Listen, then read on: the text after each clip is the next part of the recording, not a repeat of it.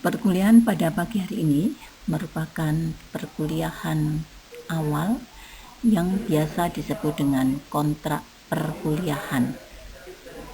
Dan satu hal lagi yang perlu saya sampaikan, bahwa mata kuliah metode pembelajaran bahasa dan sastra 2 ini merupakan kelanjutan dari mata kuliah metode pembelajaran bahasa dan sastra pertama pada semester yang lalu. Namun sebelum kita mengacu lebih jauh tentang mata kuliah ini, maka di sini perlu kami sampaikan tujuan dari mata kuliah MPBS 2 ini.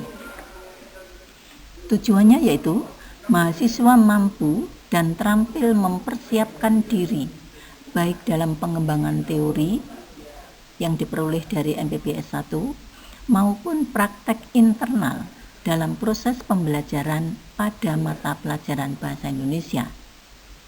Yang selanjutnya nanti akan dipraktekkan secara langsung atau eksternal pada mata kuliah metode pembelajaran bahasa dan sastra 3 untuk semester depan. Dan praktek eksternal itu di sekolah-sekolah baik tingkat SLTP maupun tingkat SLTA dan dapat dilaksanakan dengan baik dan benar sesuai dengan profesi seorang guru. Selamat pagi dan selamat berjumpa pada perkuliahan pertama untuk mata kuliah metode pembelajaran bahasa dan sastra kedua.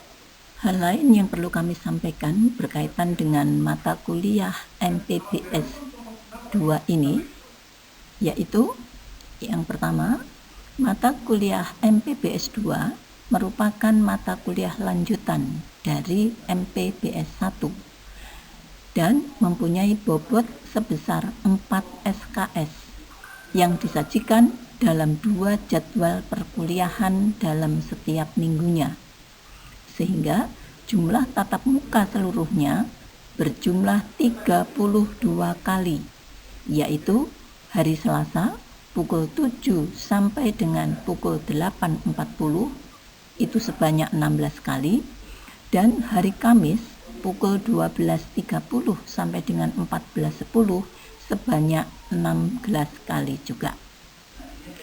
Kemudian penyajian materi perkuliahan dibagi menjadi 2, yaitu yang pertama, dari awal sampai dengan UTS, materinya berupa teori dan praktek tertulis.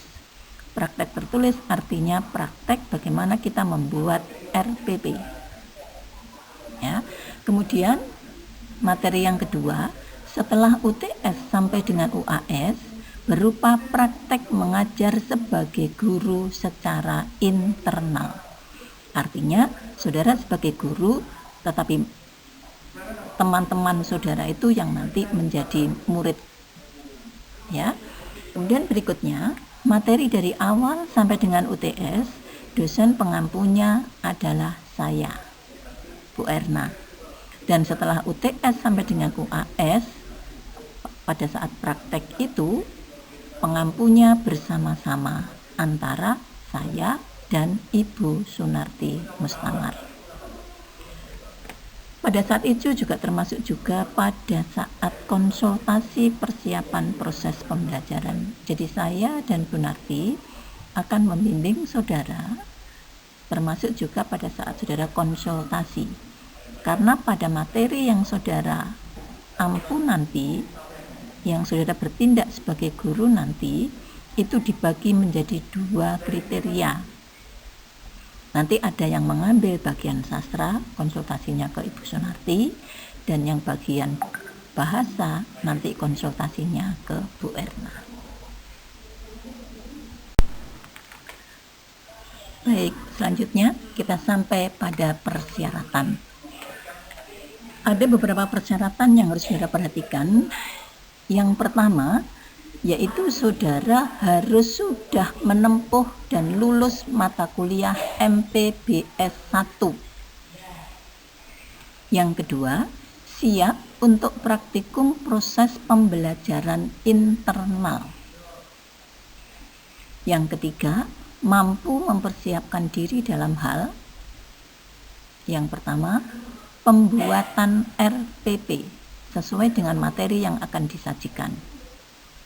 Jadi RPP adalah kunci dari proses pembelajaran. Kemudian yang kedua, sarana dan prasarana yang terdiri atas model. Bagaimana model pembelajaran saudara itu? Berikutnya adalah metode. Metode apa yang saudara gunakan pada saat saudara praktek menjadi seorang guru? Yang berikutnya adalah alat pembelajaran. Apa saja peralatan yang saudara perlukan pada saat saudara menyampaikan materi atau pada saat saudara menjadi seorang guru. Kemudian yang ketiga, penampilan dan teknik komunikasi.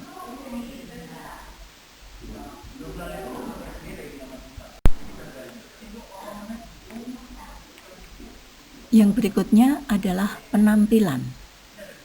Apa saja penampilan itu? Penampilan mencakup yang pertama, busana. Bagaimana seorang guru berbusana? Maka nanti ada aturan-aturan yang harus saudara perhatikan. Kemudian berikutnya teknik berbicara.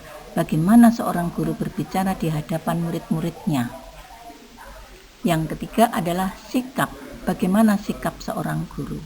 Sudah tahu, guru itu adalah singkatan dari digugu lan ditiru. Digugu itu artinya dipercaya, lan ditiru bisa dijadikan contoh karena bisa diikuti.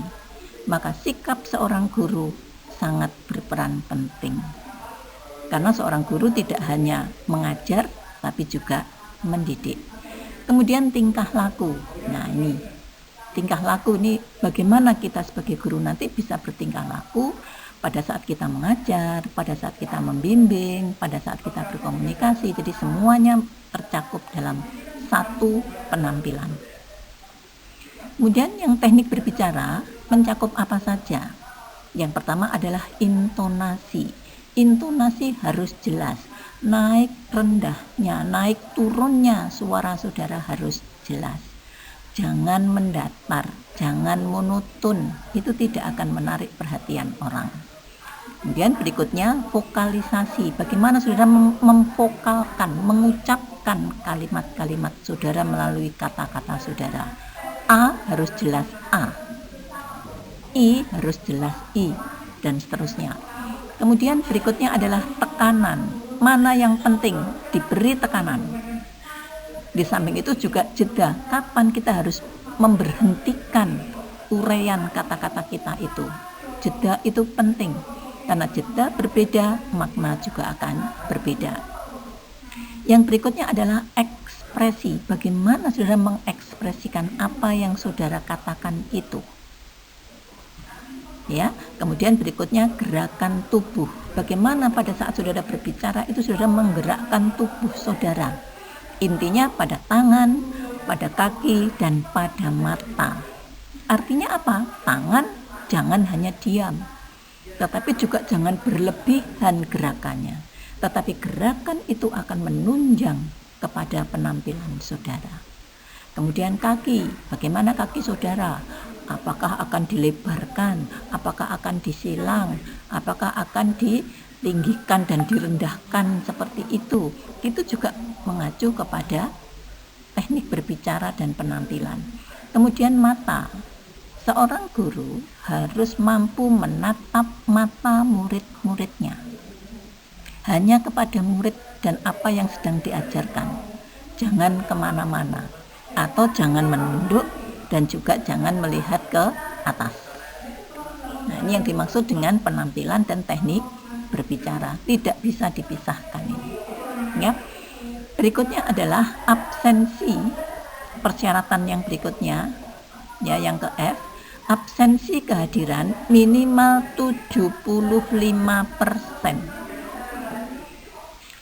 Jika kurang dari 75%, nama saudara akan terhapus pada saat UAS.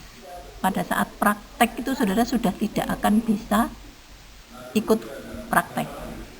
Kalau pada saat minimal itu sudah pada saat mau UAS itu tidak mencapai 75%. Saudara harus ingat ini 4 SKS. Biasanya mata kuliah itu 2 SKS. Jadi ini nanti 16 kali 2 menjadi 32. Silakan dihitung sendiri 75% dari 32 itu berapa. Kalau tidak mencapai 75%, berarti saudara tidak bisa ikut praktek dan saudara juga tidak akan lulus. Ya. Kemudian persyaratan berikutnya, nilai akhir dari mata kuliah MPBS 2 ini terdiri atas nilai hasil UTS. Ya. Kaitannya dengan ini nanti kaitannya dengan tugas-tugas itu. Ada banyak tugas. Tetapi nilai UAS itu adalah dari hasil praktek mengajar. Ini yang harus saudara pahami.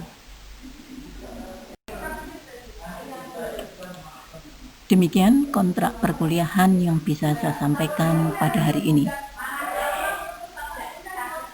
Akhirnya, saya ucapkan selamat mempersiapkan diri untuk mengikuti perkuliahan MK MPBS 2 ini. Saya akhiri sampai di sini.